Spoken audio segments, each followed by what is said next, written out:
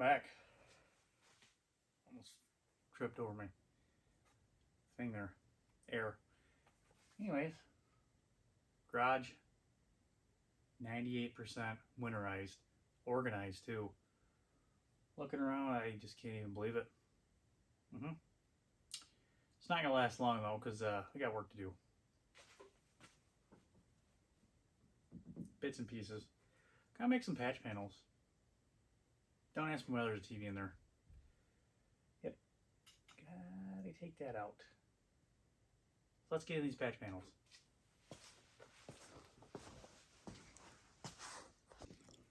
So in my travels of cleaning, found some old patch panels that I made up, never used. Also found one of these, top driver's side. Looks familiar. May or may not use that. And some bigger steel and some other junk that I have laying around. But we need to take this out because we need to rebuild the support there, and we need to rebuild this little lippy doodad here.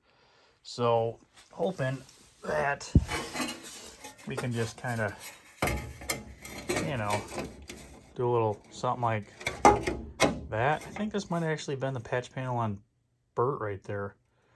I don't recall. But I'm going to show you what I'm going to do to,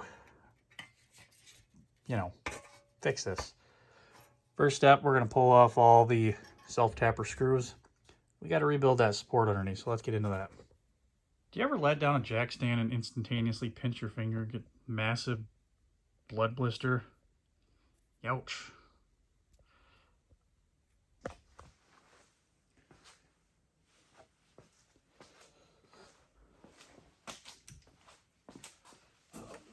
It's almost like I worked on this already. Probably did. Anyways.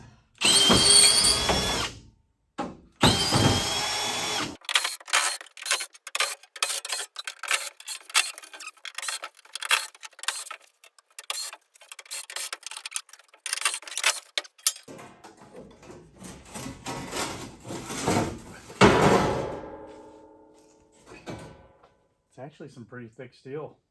That's why we're going to reuse it. Wow.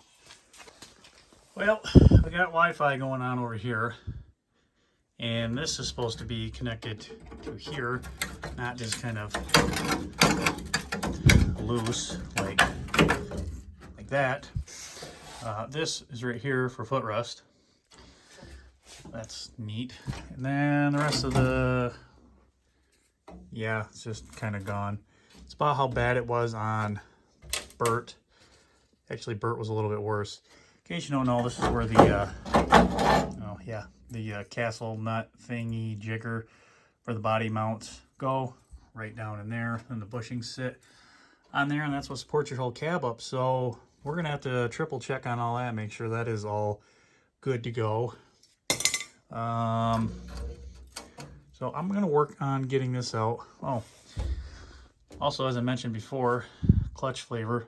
So I think probably maybe pull this out while we're in here. I don't know. It's got a boot. I don't know. Maybe we'll just leave it. Probably just gonna leave it. Yep, we're just gonna leave it. So let's get in here and figure out what we're gonna cut out and what we're not. So here's how I do some checking on the Rusties. First I pulled the gas pedal out, but just to make some room, because I have a feeling we're going to get up in there. But you want to just take your good old size 11 and just do that.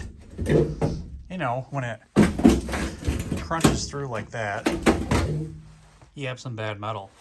But where you got solidness, you got good metal. So I'm going to go around and check it. And we're going to take this paint marker and we're going to kind of rough a mark over where we're going to hack out the bad stuff. And we're going to make sure to leave that support intact up there. Probably on this, debate if I want to remake one of these or not.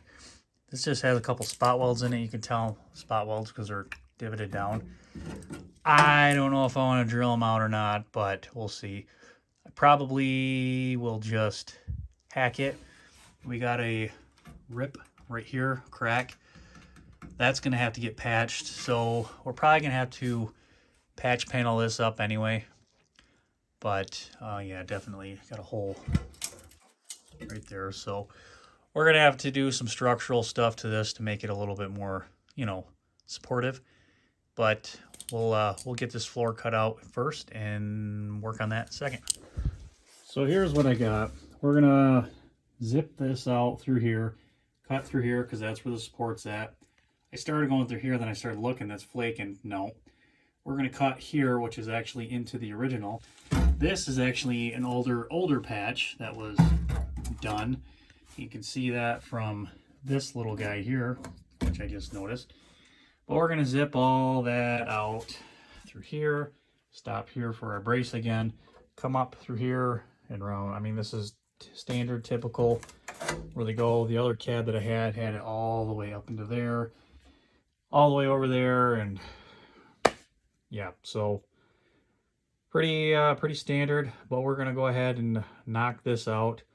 Grab the plasma cutter, make some easy work out of it. I think. I don't know. See what I feel like doing here. Maybe I'll just death wheel it. Yeah, well, that's what I'll do. Death wheel.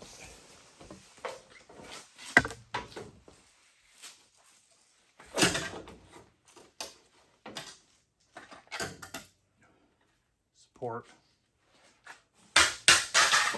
So some major factors on why I'm going to use the cutoff wheel or death wheel versus getting out the plasma cutter like I originally wanted to. One, I got some fiberglass in here. Probably started on fire. I don't want to start it on fire. Two, I'm lazy.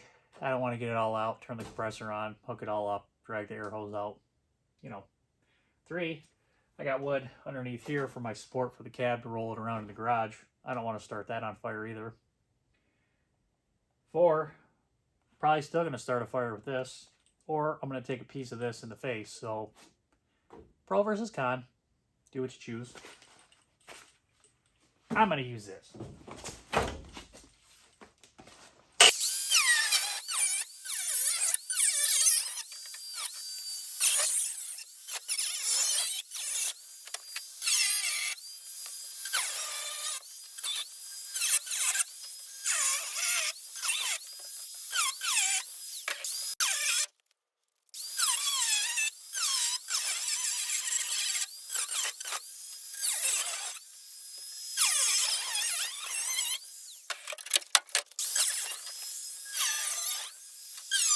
Alright, that's all done as you guys just saw. Thinking that's going to be, I'm going to just slice it out. We're going to get up there as far as we can, and we're just going to take like a piece of, I don't know, flat stock and just put it through there. We ain't going to recreate that. Nope. So, let's get on it. Well, just remember, you can prevent forest fires.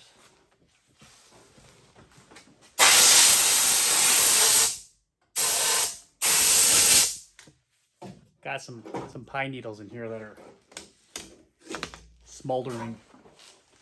Ugh.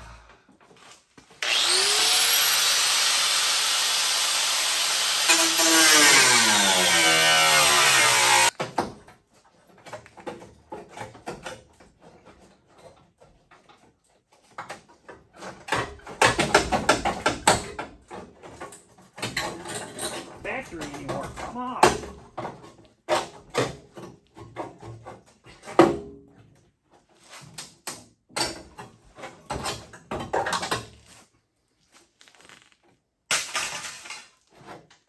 This obviously already cut a good portion of it out, but we'll probably just slice it in here, get it over to this inner drip rail, slice all that out, and we'll just make a patch panel for right there. Same thing I had to do on the Suburban. But right now, I am focused on this support because the more we dive into it, the worse it looks. And I think probably the best play is going to be taking this piece, because it's the same one, it's just up in there. You can see where I cut it on the Suburban. We'll probably just cut out a good section. The hole is for where that hole is. Actually, I think this is for the other side. Now I'm looking at it. Well, dang it. I'm going to see if I can find the other one. But either way, we'll have, if we got to use this one, I don't know, maybe we'll just put it in like that and then drill another hole. I don't know. We'll figure it out though. I'm probably going to call it an evening. Get back on it bright and early. So we'll see you then. Well, good morning. It's the next day. Back working on this thing. You're probably wondering why I have a door in front of me. Well, I wonder that myself. No, actually, we're going to be stripping this door down, and the front side of it, we're going to be using the sheet metal for making patch panels for that. One, because I don't have any use for these doors, and two, because I'm lazy, and three, because I'm cheap, and four, because, yeah, I don't know, there's a four. But anyways, I'm going to go ahead and start stripping these down. So, good opportunity to show everyone how to strip down a square body from everything. We'll pull everything out, including the glass. Let's get into that. So before you yell at me, these are just, that's how rough they are. I mean, they're rough. And yeah, I could skin them and, you know, salvageable them, but I already have 2 doors for this, so I got 2 spares floating around, and I might as well just utilize the parts and pieces that I can to make a good one. Plus, like this, that's plexiglass. Someone made that custom. So it's had a rough life, and it's got a lot of good parts on it yet, so let's get into ripping it apart. Usually on these square body, they like to use this tool.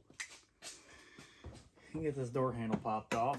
It's got a little clipper on it that, you know, I believe it's lined up with the handle here. And we just got to slide her in and push the clip off. You know, push the clip off. Maybe it's this way. Maybe it's this way. There we go. So like I was saying, is it's lined up with this, and as you can see, it's got a little clip in there that just kind of goes like that, and that's where your little button lever, this part kind of hooks to. But this tool gets in here, and you kind of just, it just separates that little clip, and then there you go. So I start with taking those off, and then I'll knock out these Phillips screws around. There's gonna be 2 up here. It's a GM design. It's pretty darn simple. So if you're ever gonna just be hanging on to random parts like this and you wanna have them labeled, dollar store's got these buckets for like $1. You put all your parts in there, your little trinkets and stuff, and then you can label the bucket, put a piece of tape on there and say, square body parts. You could say, I don't know, they fit this random part. You could just say, random accessorize for any vehicle that I want to grab parts for that it fits metric and or if it's standard. You know, organize. So we're going to organize this accordingly.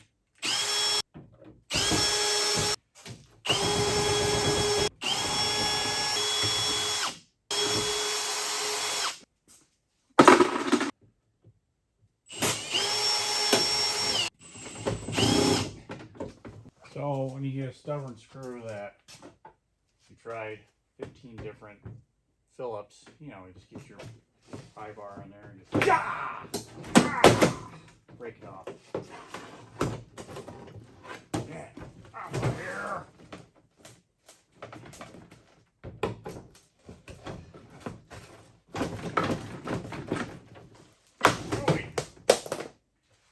like that. So now that you got that all off, you can go ahead and start finding the other random screws that people put in and get those out. So at this point, if you have a little screw it off, you're gonna have a whole bunch of these little plastic clips underneath here that just kind of, you know, pop off like so. Right here. Pop those guys off all the way around, and then it'll just whoop, slide right off. You know, just like I said, slide right off. Why are we hooked in the middle? No more screws.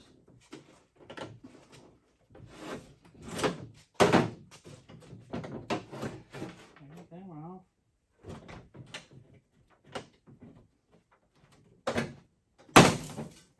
So.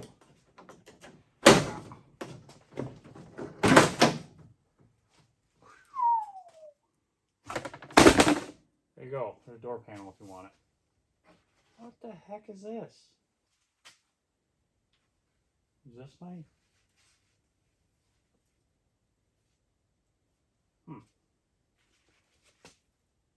August 85. Must be some material. Neat. Neato! I might have to just hang on to that. Insulation, cowhide, something, mold. You know, we won't get sick from that or anything. Oh, now what do we gotta do, you ask? I'm looking. Calm down. I'm more of that paper. I'm guessing that was probably to keep the sounds or something down. Huh. Well, that's interesting. So I'm gonna strip down and pull this bracket off. 3/8. This should have a little retaining clip back in there for hold this lever on. We'll pop that off, or maybe it's missing. Take the 3/8, knock that off, take the handle off. We'll take our linkage off. I don't really think there's much more to pull out. Then we're gonna have to roll the glass up to a certain point because we want to get it exposed in these windows where we can unbolt it from the mechanism inside here. Because what I want to do is when I'm cutting, I don't want to damage this glass because I want to save on it, you know, because glass is getting harder to come by. So we want to get the glass out is what I'm saying. So what you're going to want to do is remove the nut bolt thing from here. You have another one right here that holds on the track for the inside window. Little felt thingy there, mine's falling off. Come over to the other side here. You're gonna have another one right here. And you'll have another one right here. Now loosen all those up. They're short little guys. Once you get those down, make sure the window's down. Undo Phillips, and then another Phillips up here. And then your triangle window is going to pull out. It'll be just out carefully. Want to lodge that out, pull that up and out. Amazing, people did this without scratching it. So if we got the felt in here, we're gonna have to pull the felt out too. Forgot to mention that.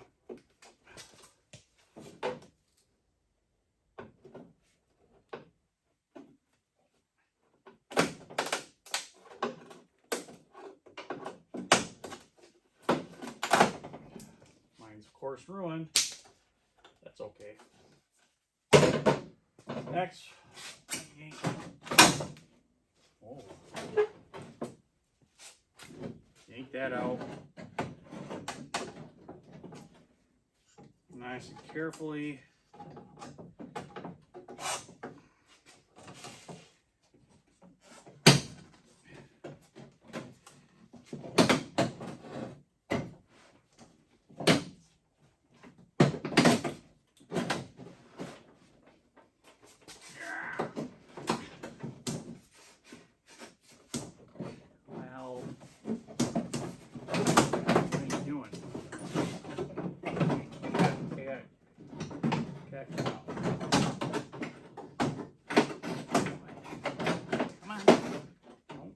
West, the window.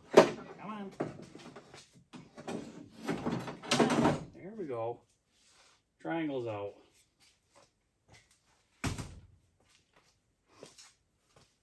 Next, put your crank back on lightly. Roll your window up. Don't let it fall because it's loose in there now. It's loose.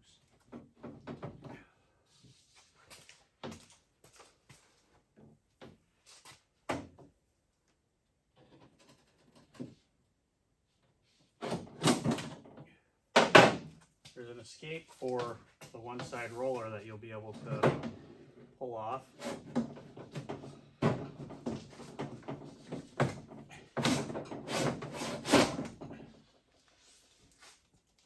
And then you'll be able to slide the other side out. That's that escape. The other side will come out from there. So let me bring you guys in there and show you what's up. Okay. So as I mentioned,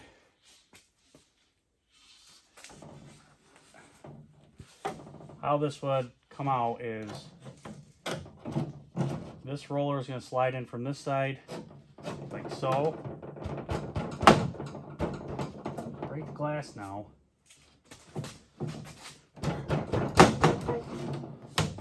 Get out of here. There we go. Line it up with this other guide right here, and you can slide this guy up. You saw me work with the pry bar here just to get it up just enough, and we slid it into this little spot right there. Boop, boop. Line it up, you put it in the channel, you roll it down. Just be careful. Just be careful doing it.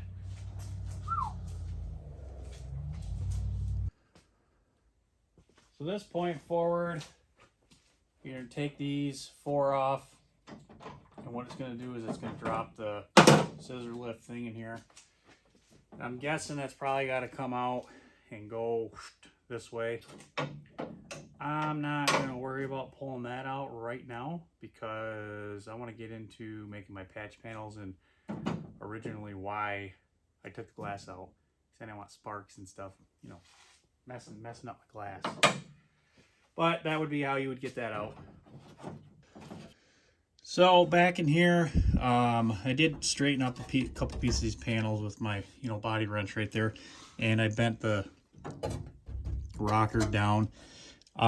This should have a piece that comes from here up and actually encloses this rocker. It's missing all the way across, which I can see why they did that because it was a pain in the butt to put in on the Suburban, but I don't know, we might try to reinforce it and do something because that's kind of some kind of a structural support that we're going to need. But anyway, one piece at a time. We're going to obviously chop this guy out. I didn't get to it last night, but we're going to continue cleaning it up. Well, we need to make kind of a triangle type here piece of sheet metal. It's going to dart down. It's going to, of course, have this loop for the fender and then come back and tie into here. So we have to measure from here to get our gap. And then we also are going to have to measure from here to here. And then we're going to, have to measure from here to here and try to figure out how big of a chunk we want. So I think the ideal thing is just to cut out a square from here to here over, and then we'll just slice it in half as we need it. That's probably going to be the cleanest, but I want to kind of do it the easiest and laziest way possible. So that's what I'm thinking. Just take some measurements now and boop, boop. Call it good. All right, tape measure. We'll say it's about 11 3/4. We'll just go a foot just to give ourselves some extra, 12. And then from there down, lowest point is about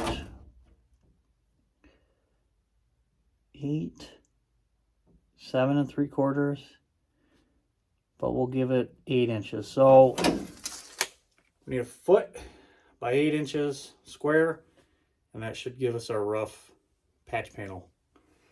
So a very specific reason on why I'm using this section to start, and that's because it's facing me and I don't have to flip the door over. And it's square. Okay, what did I say? 12 inches. And we need 8 inches that way. Okay. Find a point. Sure, we'll just use that. Our starting location. Mark it. 12 inches. There, okay. Now what about down 8 inches? Is that going to be from that line? Nope. Gonna have to go up to about there. Okay, so that's there, here, over to there. That little gap's fine. No, actually it's not. So what I'm running into is there's this curve here, and I might want to use that for a patch panel on the curve. Just cut it and then flip it and use it. Kind of another reason why I use this door for, you know, the curves right here from a patch panels. So we'll actually move it down, and let's go about right here. Okay, we'll go like this. Go like this. Remember, it's not perfect. Like that, and we'll go up here. Like that. Like this. Now what are you gonna do? Go across? Sure. Boom. Quality GM patch panel. Let's chop it out.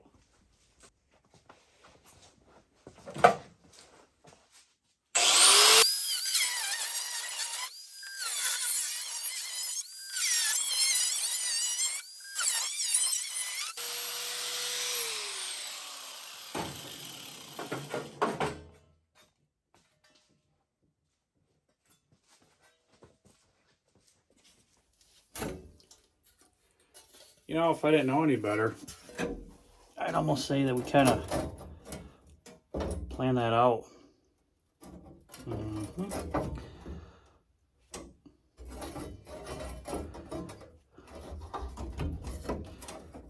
Something like that. So now what I'm going to do is I'm going to pinch it off somewhere so it stays to my liking. And then on the back side, I'm going to mark it with my crayon, and we'll cut it and then clean it up and burn it in. So I've gone ahead and cleaned it up, ground it all down, spliced out our piece right here that we needed, and got it loosely clamped in here. This side you can see we got a rough line from here. We're making up our difference there. This somewhat follows that. When I get it welded up top, we'll come back and we'll clamp those together, do some trimming. We'll knock a hole in there because we're going to need that, and we'll weld it all together. And then we'll go ahead and we'll start making our piece for right here, and probably do this because we need to have something to affix our brace when we make that too. So I'm going to get this roughly burned in really quick, and we'll start working on the rest of it. Okay, not the prettiest, but it's all welded in there. It's pretty solid. That's what this side looks like. Yeah, so now we're going to slice this piece out, get a piece to use it for our template, make a piece off of a piece of scrap metal, burn that in, and then we can make template for inside of here, and then we'll have a fully supported piece for our brace to go across. Okay, back onto our door. Got this curved piece here. Our piece that we chopped out. It's got a curve to it. We're just gonna mirror it. We're gonna give ourselves a little bit for the fold, for the weather edge here, for the weather stripping. We'll just kind of do a little something like that. We'll mark it, buzz it out, burn it in. So there's our piece cut out of the scrap and somewhat in there. What I'm going to do here is I'm going to burn it in a couple different spots. I think I'm going to take the zip disc and kind of just make it kind of flush, maybe. I don't know. Then we'll have to worry about knocking that off here because there was a support on the inside. But yeah, I don't know. We'll see how it ends up. I also left enough, as you can see, up around here for a drip rail. So we'll just go through in certain spots and cut a zip in there, and then we'll just bend it up and make it match. And then we'll just weld it back together. But first things first, burn this in and see how it does. See how detailed and intricate I want to get on it. So that's where that's at. I took my thing and I bent it up and I hammered dollied it out a little bit just to get it somewhat okay. Of course, we got that cleaned off, measured off now. It's the panel that I got made for the inside here. I went ahead and just pre-tested it in here. So it's going to be something like this. And I drilled out a couple holes. We're going to just spot weld it in. I got this thing back here I'm going to bend and have a little extra support. But we're going to clamp this in, just tack weld it in, and then we'll work on our cross member. Well, get a good look at it because it's supposed to change rapidly tomorrow. And they're talking about snow already, accumulating snow. So take the Impala out for a spin here today, and that's probably going to be it for the season. Dang it. Oh well, back on to bits and pieces. So we got this guy all roughly welded in. Don't care what it looks like. And I did go ahead and figure out what I'm going to do for this brace. You can see I just notched off a little batter piece that's not very good, where the things were bad. Anyways, I took this. This is the one from the other side, and I flipped it over. So now what I'm going to do is I'm going to, once that rusting preventing paint dries, I'm going to put this on top of there. Of course, grind off my spots for tack weld, and I'm going to weld it on top side, and then I'm going to finish zipping that out after I make a mark for my hole, so at least I know where my support thing's gonna go. Then we're gonna have to figure out, probably weld on a nut to this for a support, just to screw the body back on, but we'll worry about that in a bit. Well, I didn't film much, but cross supports in, welded in. Found this little bracket and put it in. It's gonna hold what I need it to do. Not the prettiest, but again, this truck isn't pretty. So I think that's gonna wrap it up for today. Got a lot done. Now I get the fun cleanup process. Yay. Thanks everyone for watching. Like, subscribe, share, comment below. Let me know what I'm doing wrong or not doing properly or whatever. See you in the next one.